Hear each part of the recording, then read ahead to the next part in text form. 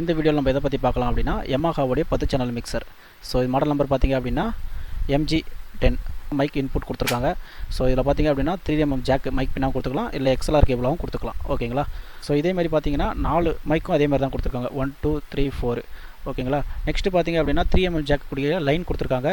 இதில் பார்த்திங்கன்னா 5 6 நெக்ஸ்ட் பார்த்தீங்கன்னா 7 8 9 10. ஸோ அதாவது 10 சேனல்.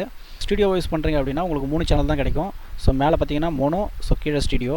இல்லை செப்பரேட்டாக யூஸ் பண்ணுறீங்கன்னா உங்களுக்கு 6 சேனல் கிடைக்கும். ஓகேங்களா. ஸோ நெக்ஸ்ட்டு பார்த்தீங்கன்னா அவுட்புட்டு ஆக்சஸ் சென்டர் கொடுத்துருக்காங்க. ஸோ நெக்ஸ்ட்டு பார்த்திங்க அப்படின்னா மானிட்டருமே லெஃப்ட் ரைட் கொடுத்துருக்காங்க. நெக்ஸ்ட்டு ஸ்டுடியோ கொடுத்துருக்காங்க, ஸ்டுடியோ அவுட்புட். இதில் பார்த்தீங்கன்னா XLR 3mm ஜாக் ரெண்டுமே கொடுத்துருக்காங்க. ஸோ இது பார்த்தீங்கன்னா ஃப்ரண்ட் ஸ்டேஜ் யூஸ் பண்ணிக்கலாம். ஓகேங்களா. ஃப்ரண்ட்டில் யூஸ் பண்ணக்கூடிய லெஃப்ட் ரைட் சரௌண்டிங் யூஸ் பண்ணுறீங்க அப்படின்னா ஸோ அதுக்கு யூஸ் பண்ணிக்கலாம். ஸோ இது பார்த்தீங்க அப்படின்னா XLR. ஓகேங்களா. இதனுடைய ஃபுல் வீடியோ நம்ம சேனலில் அவைலபிளாக இருக்குது. ஸோ மறக்காமல் செக் பண்ணி பாருங்கள். கீழே இருக்க ஆரோவை கிளிக் பண்ணி பார்த்துக்கோங்க. ஓகேங்களா. தேங்க்யூ.